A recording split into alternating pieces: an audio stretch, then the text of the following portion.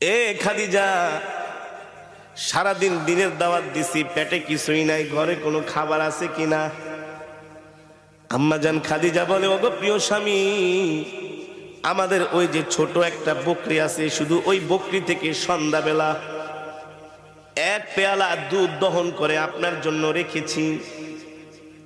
আর পাশের বাড়ির মানুষ হাদিয়া হিসাবে আমাদেরকে 4টা খেজুর দিয়ে গেছে।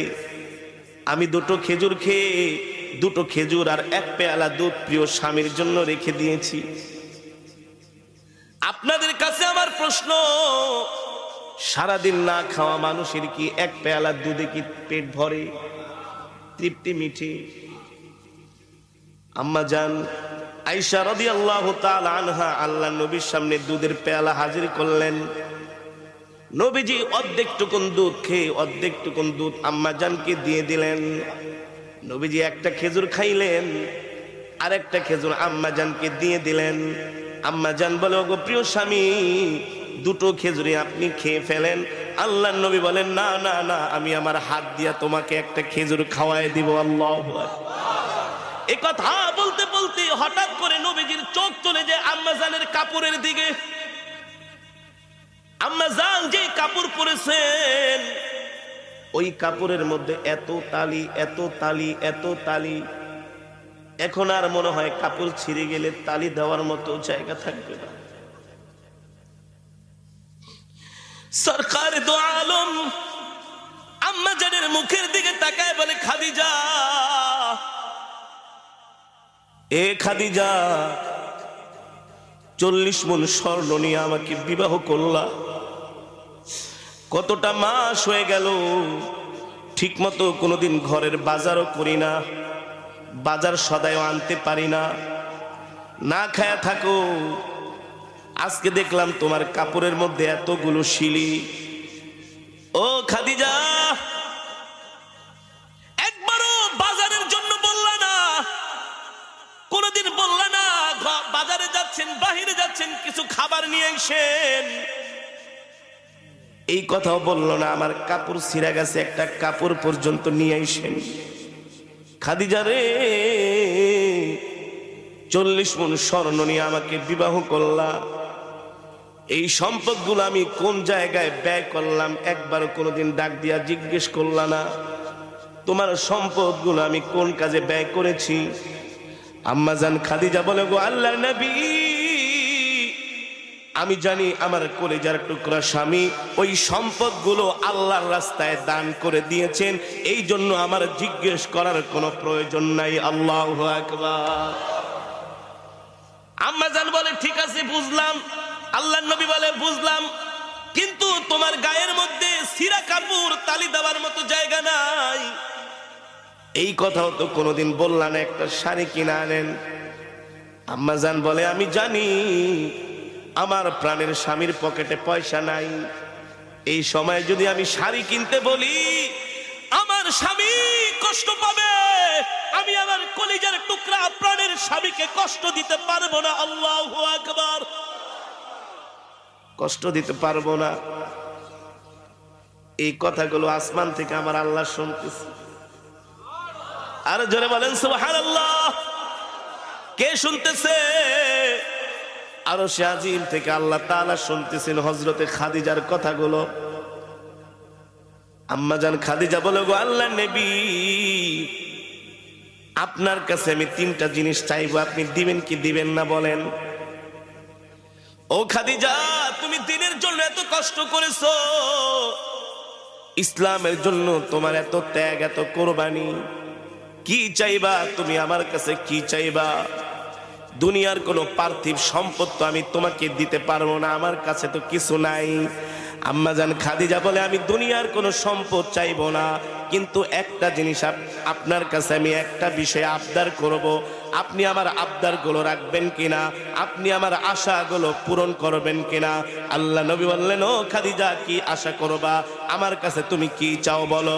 আম্মাজান খাদিজা বলে, গো আল্লাহর নবী, আপনার কাছে 1 নম্বরে আমার চাওয়া হলো, আমি যেই দিন ইন্তেকাল করব সেই দিন আপনি আপনার এই গায়ের জুব্বা মোবারকটা দিয়া আমার শরীরের কাফনের কাপড় বানাইবেন। বাজার থেকে কাফনের কাপড় কিনবেন না। আমি চাই আমার কলিজার টুকরা প্রাণের স্বামী যেই জুব্বা মোবারক পরে আছে, এই জুব্বা দিয়া পেঁচায়া আপনি আমাকে দাফন করে দিবেন। আল্লাহু আকবার। 2 নম্বরে কি চাও? 2 নম্বরে চাই আপনি আমার লাশটা ধরে আপনার নিজের হাতে কবরের মধ্যে দাফন করবেন, আর কবরের চতুর্পাশ দিয়ে একটু হাঁটবেন। আল্লাহর নবী বলল, ঠিক আছে, আর কি চাও? আম্মা জান খাদিজা বললেন, আমি চাই আমাকে যখন আপনি দাফন করবেন সাথে সাথে বাড়িতে আসবেন না, একটু সময় কবরের পাশে দাঁড়ায় থাকবেন। আল্লাহু আকবার। সরকার দো আলম বলে, খাদিজা রে খাদিজা, 1 নম্বরে আমার জুব্বা মোবারক দিয়া যদি তোমাকে কাফনের কাপড় বানায়া, ওই জুব্বার কাপড়টা কাফনের কাপড় বানায় আমি যদি তোমাকে দাফন করিয়েতে তোমার কি উপকার হবে, কি ফায়দা? আম্মা জান বলে, জাহান্নামের আগুনের এত বড় সাহস নাই। আল্লাহর নবীর জুব্বা মোবারক আমার গায়ের মধ্যে থাকবে, আর ওই জুব্বা মোবারক পুরে খাদিজার গায়ে জাহান্নামের তাপ লাগবে, এত বড় সাহস জাহান্নামের আগুনের নাই। আল্লাহু আকবার। 2 নম্বরে, খাদিজা তুমি আমাকে কবরের মধ্যে নিজের হাতে রাখতে বললা আর একটু হাঁটতে বললা, কারণ কি? আম্মা জান খাদিজা বলে, গো আল্লাহর নবী, কোন কারণে যদি আমি কবরে ধরা খেয়া যাই, কবরের মাটির এত বড় সাহস নাই। আল্লাহর নবী যে মাটির চতুর্পাশ দিয়ে হাঁটছে, ওই কবরের মাটি আমাকে ভেদ করে 2-4 দিক থেকে আমাকে কবর চাপা দিবে। যেই জায়গায় আল্লাহর নবীর পা মোবারক পড়েছে, ওই মোবারক পা মোবারকের জায়গা ভেদ করে মাটি এক পাশ থেকে আরেক পাশে যাবে, আরেক পাশ থেকে আরেক পাশে যাবে। এত বড় সাহস কবরের মাটির কোনোদিন হতে পারে না। আল্লাহু আকবার। 3 নম্বরে, তুমি আমাকে বললা আমি কিছুক্ষণ কবরের পাশে দাঁড়ায় থাকবো। আপনি কিছুক্ষণ কবরের পাশে দাঁড়ায় থাকবেন, এর কারণ হলো মুনকার নাকির ফেরেশতারা যখন সওয়াল করার জন্য আসবে, আপনি আমার সওয়ালের জবাবগুলো দিয়ে দিবেন। আল্লাহু আকবার। যারা বলেন আল্লাহু আকবার। আল্লাহর নবী সরকার দো আলম বলেন, খাদিজা আমি তোমার শর্তগুলো মেনে নিলাম, আমি তোমার শর্তগুলো মেনে নিলাম।